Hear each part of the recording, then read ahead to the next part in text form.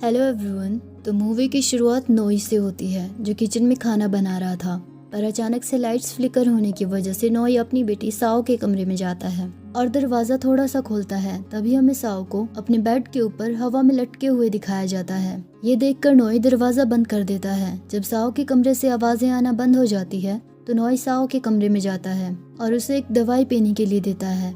अगले दिन सुबह नोई साओ को फादर अगस्टिन से मिलवाने ले जाता है। साओ का चेकअप करने के बाद फादर अगस्टिन उसे बाहर खेलने के लिए भेज देते हैं। फिर नोई फादर को बताता है कि दवाइयों का साओ की हालत पर कोई असर नहीं हो रहा है, पर वो अपने आप को पहले से ज्यादा कंट्रोल कर सकती है।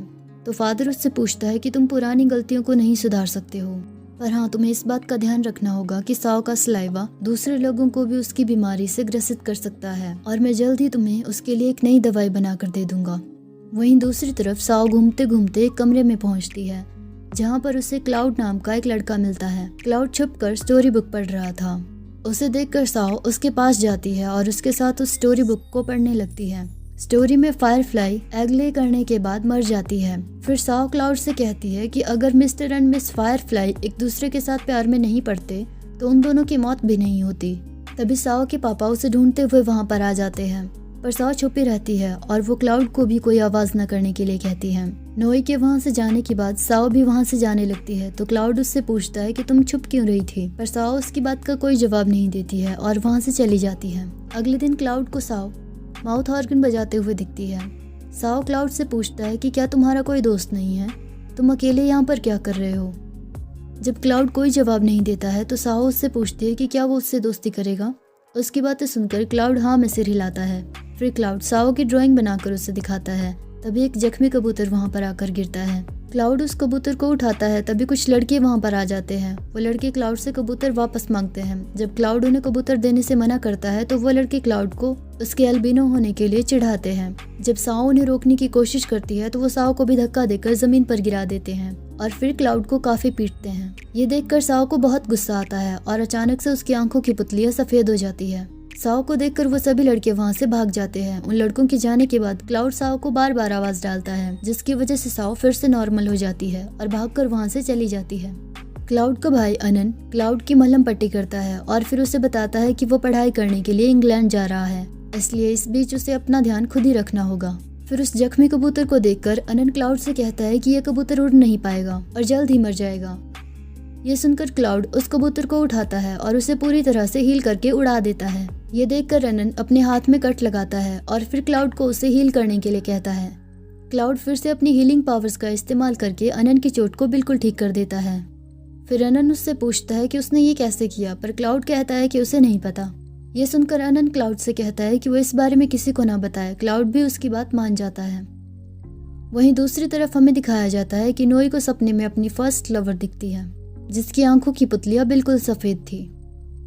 अनन अपनी आगे की पढ़ाई पूरी करने के लिए इंग्लैंड चला जाता है। क्लाउड साओ से मिलने आता है और उसे अपनी बनाई हुई ड्राइंग गिफ्ट में देता है। साओ भी उसे रिटर्न गिफ्ट में अपना माउथ ऑर्गन देती है। क्लाउड उस माउथ ऑर्गन को बजाने की कोशिश करता है। फिर साओ उससे कहती है कि वो उसके पापा से ये माउथ ऑर्गन छुपा कर रखे, क्योंकि उसके पापा का कहना है कि साओ की बीमारी उसकी झूठी चीजों के इस्तेमाल से दूसरों को भी हो सकती है। ये सुनकर क्लाउड उससे पूछता है कि ये वही बीमारी है ना जिसकी वजह से उस दिन तुम्हारी आंखों की पुतलियां चेंज हो गई थी। साओ उससे बताती है कि हाँ, इस बीमारी की वजह से सभी लोग मुझसे डरते हैं। मेरे अंदर कुछ है जो कभी भी बाहर आ सकता है। फिर क्लाउड उससे कहता है कि उसे साओ से डर नहीं लगता है। ये सुनकर साओ काफी खुश हो जाती है, क्योंकि क्लाउड ने साओ का झूठा माउथ ऑर्गन बजाया था, इसलिए उस रात को क्लाउड की तबीयत काफी खराब हो जाती है। अगले दिन सुबह साओ अपने पापा के साथ उस जगह को छोड़कर दूर जंगलों में रहने के लिए चली जाती है। तभी हमें क्लाउड को दिखाया जाता है जो फिर से बिल्कुल ठीक हो जाता है और साओ से मिलने के लिए आता है, पर तब तक साओ वहां से जा चुकी थी।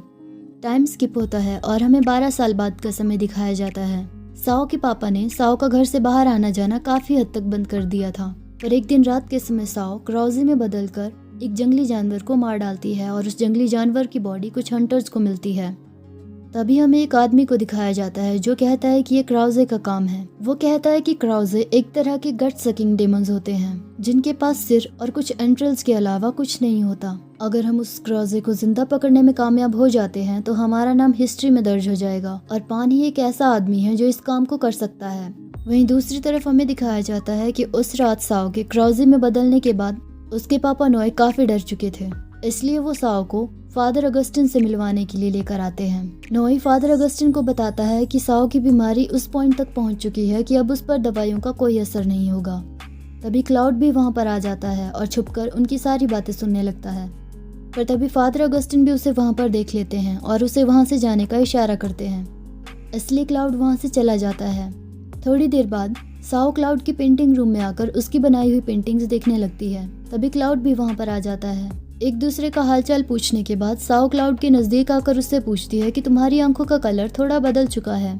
क्लाउड उसे थोड़ा अवॉइड करते हुए हाँ में जवाब देता है। तभी साओ को उसका दिया हुआ माउथ ऑर्गन वहां पर दिखता है। फिर साओ क्लाउड से पूछती है कि क्या वो अब इसे अच्छे से बजा लेता है, पर क्लाउड उससे कहता है कि उसे सिर्फ पेंटिंग ही अच्छे से करनी आती है। ये सुनकर साओ मुस्कुराने लगती है। तभी अनन भी वहां पर आ जाता है।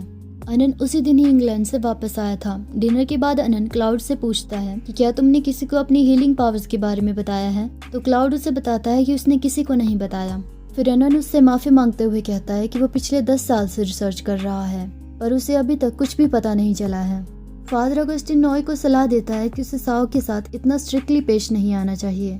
फिर वो उसे बताता है कि क्लाउड कल मार्केट जा रहा है और वो चाहता है कि साओ भी उसके साथ जाए ताकि वो थोड़ी देर खुली हवा में सांस ले सके। क्लाउड अपनी पेंटिंग पूरी कर रहा था।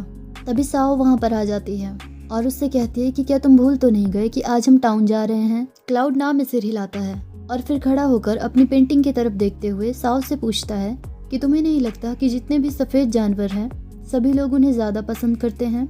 साओ क्लाउड के नजदीक जाकर उसके चेहरे पर लगा हुआ पेंट पोंछती है और कहती है कि उनका रंग उन्हें खास नहीं बनाता है। टाउन में सभी लोग क्लाउड को बहुत ही अजीब नजरों से देख रहे थे, जिसकी वजह से क्लाउड काफी अनकंफर्टेबल फील कर रहा था। साओ भी ये बात नोटिस कर लेती है और क्लाउड का हाथ पकड़ती है, शायद ये जताने के लिए कि वो भी उसके साथ है या फिर ये बताने के लिए कि उसे उन लोगों पर ध्यान देने की जरूरत नहीं है। क्लाउड और साओ उस दिन बहुत सारी जगहों में घूमकर बहुत ही नॉर्मल और स्वीट सी मेमोरीज क्रिएट करते हैं। शाम के वक्त साओ क्लाउड से कहती है कि काश हर दिन आज के दिन के जैसा ही बीतता। ये सुनकर क्लाउड साओ को उसका हाथ आगे बढ़ाने के लिए कहता है और फिर अपनी पावर्स का इस्तेमाल करके उसे ठीक करने की कोशिश करता है, पर तभी क्लाउड की तबीयत खराब होने लगती है। ये देखकर साओ अपना हाथ छुड़ा लेती है, पर तभी साओ के सीने में भी दर्द होने लगता है। फिर साओ क्लाउड से कहती है कि काफी देर हो चुकी है, इसलिए उन दोनों को घर वापस जाना चाहिए। वहीं दूसरी तरफ पान को दिखाया जा रहा था, जिसे देखकर ऐसा लग रहा था कि कोई चीज अंदर ही अंदर से उसका दिल खा रही हो, जिसकी वजह से वो काफी तकलीफ में था। तभी उसे अपने रूम के बाहर अपना छोटा बेटा दिखाई देता है, जिसे देखकर वो मुस्कुराता है और अपने कमरे का दरवाजा बंद कर देता है। सीन शिफ्ट होता है और पान उसी लालची आदमी से मिलने जाता है जो पान के जरिए क्राउजे को पकड़कर अपने नाम रिकॉर्ड दर्ज करवाना चाहता था। वो लालची आदमी पान को कुछ पैसे देते हुए कहता है कि उसे क्राउजे को उसके पास जिंदा लेकर आना है, तभी उसे वो बाकी की पेमेंट देगा। और वो साथ में पान को धमकी भी देता है कि अगर वो अपना काम बीच में छोड़ने की कोशिश करेगा तो वो उसके बेटों को अगवा कर लेगा। ये सुनकर पान को गुस्सा आता है, पर वो उसे कुछ नहीं करता है। वो लालची आदमी अपने 2 आदमियों को पान के साथ भेजता है। वहीं दूसरी तरफ साओ को रात के टाइम पर फिर से दौरा पड़ता है, जिसकी वजह से वो कुछ मुर्गियों को मार डालती है। अगले दिन सुबह क्लाउड साओ के घर के बाहर आकर उसे आवाज डालता है और उसे अपने साथ मार्केट चलने के लिए कहता है, पर साओ उसकी बात का कोई जवाब नहीं देती है और अपने कमरे में ही रोती रहती है। कोई जवाब न मिलने पर क्लाउड वहाँ से चला जाता है। एक बार फिर से साओ और उसके पापा उस जगह को छोड़कर बीच जंगलों में रहने के लिए चले जाते हैं। वहीं दूसरी तरफ पान की तबीयत अचानक से बहुत खराब होने लगती है। वो कुछ दवाइयाँ पीता है, पर उन दवाइयों को उस पर कोई असर नहीं होता है और वो एक दरिंदे में बदलकर अपना पीछा कर रहे उन 2 आदमियों को मार डालता है। दूसरी तरफ साओ को भी दौरा पड़ता है, पर इस बार वो पूरी तरह से क्राउजे में बदल जाती है। ये देखकर नोए उसे कमरे में बंद कर देता है। अगले दिन सुबह फादर अगस्टिन अनन और क्लाउड के साथ वहाँ पर आते हैं। फादर अगस्टिन साओ के लिए नोई को एक नई दवाई देते हुए कहता है कि इस दवाई का असर जानने के लिए वो यहीं पर रुकेंगे। मीनवाइल क्लाउड उस जगह को देखकर साओ से कहता है कि ये जगह बहुत सुंदर है, तुम लकी हो जो हर सुबह अपनी आंखें खोलकर इस नज़ारे को देखती हो। ये सुनकर साओ उससे कहती है कि अगर तुम्हें जिंदगी भर इस जगह में कैद होकर रहना पड़े तो तुम ऐसा नहीं कहोगे। फिर साओ का मूड ठीक करने के लिए क्लाउड माउथ ऑर्गन बजाता है, जिसे सुनकर साओ मुस्कुराने लगती है। रात के वक्त क्लाउड अनन से कहता है कि वो साओ को ठीक करना चाहता है, पर अनन उससे कहता है कि तुम उस चीज का इस्तेमाल नहीं कर सकते हो जिसे तुम खुद अच्छे तरीके से नहीं समझते हो। अगर तुम अपने पावर्स का इस्तेमाल करोगे तो तुम सिर्फ साओ की नहीं बल्कि अपनी जिंदगी भी खतरे में डाल दोगे। वहीं दूसरी तरफ साओ को फिर से दौरा पड़ता है। नोई साओ के नजदीक जाने की कोशिश करता है, पर फादर अगस्टिन उसे ऐसा करने से रोक देते हैं। तभी क्लाउड और अनन भी वहाँ पर आ जाते हैं। अनन के मना करने पर भी क्लाउड साओ के पास चला जाता है। साओ अपने एंट्रल्स से क्लाउड पर अटैक कर देती है, पर क्लाउड अपनी पावर्स का इस्तेमाल करके साओ को उसकी स्टेबल स्टेट में ले आता है और साओ क्लाउड को फिर से पहचानने लगती है। पर तभी साओ और फिर क्लाउड दोनों ही बेहोश हो जाते हैं। अनन फादर अगस्टिन से पूछता है कि क्या आप अभी भी मुझे कुछ नहीं बताओगे। फिर फादर अगस्टिन उसे बताते हैं कि मेरी रिसर्च के मुताबिक क्राउज़े एक पैरासाइट है जो फीमेल्स की बॉडी को इंक्यूबेशन के लिए पोजेस करता है। ये बीमारी सलाइवा के जरिए फैलती है। साओ के पापा नोई की पहली लवर इस बीमारी से ग्रसित थी और नोई की वजह से उसकी पत्नी डैरिन को भी ये बीमारी हो गई थी और इसी बीमारी के पैथोजन साओ के अंदर भी हैं। पर हम क्लाउड की ब्लड का इस्तेमाल करके इस बीमारी के लिए एक वैक्सीन बना सकते हैं। ये सुनकर अनन कहता है कि आपको क्लाउड के बारे में पहले से ही पता था ना। फिर फादर अगस्टिन उसे बताते हैं कि मुझे पता था कि क्लाउड के अंदर कुछ खास है जिसकी वजह से अगर उसे कुछ होता भी है तो उसकी बॉडी उसे अपने आप ही हील कर देती है। ये सुनकर अनन कहता है कि मेरा भाई कोई लैब का चूहा नहीं है जिस पर एक्सपेरिमेंट किया जाए। पर फादर अगस्टिन कहते हैं कि मैं एक रिसर्चर हूँ और दुनिया में साओ की तरह और भी बहुत सारे लोग हैं। अगर हम साओ को ठीक कर पाएंगे तभी हम उनकी भी मदद कर पाएंगे। तभी क्लाउड को भी होश आ जाता है और वो कहता है कि अगर इससे साओ ठीक हो सकती है तो वो वैक्सीन बनाने में उनकी मदद करने को तैयार है। अगले दिन सुबह क्लाउड साओ से पूछता है कि जब वो क्राउज़े में बदलती है तो क्या उसे दर्द होता है। साओ रोते हुए हाँ में जवाब देती है। फिर क्लाउड साओ से कहता है कि उसे नहीं पता कि इस प्रोसीजर से वो साओ को ठीक कर पाएंगे कि नहीं, पर अगर इससे साओ का दर्द थोड़ा भी कम होता है तो वो इस प्रोसीजर का हिस्सा बनने के लिए तैयार है। उसकी बातें सुनकर साओ उससे कहती है कि इसमें क्लाउड की जान भी जा सकती है, पर क्लाउड साओ से प्रॉमिस करता है कि वो इस बीमारी को उसे नहीं मारने देगा। फिर क्लाउड और साओ एक दूसरे को किस करते हैं। वहीं दूसरी तरफ नोई अनन को बताता है कि जितने ज्यादा साओ को दौरे पड़ेंगे उतनी ही ज्यादा उसकी जिंदगी खतरे में होगी।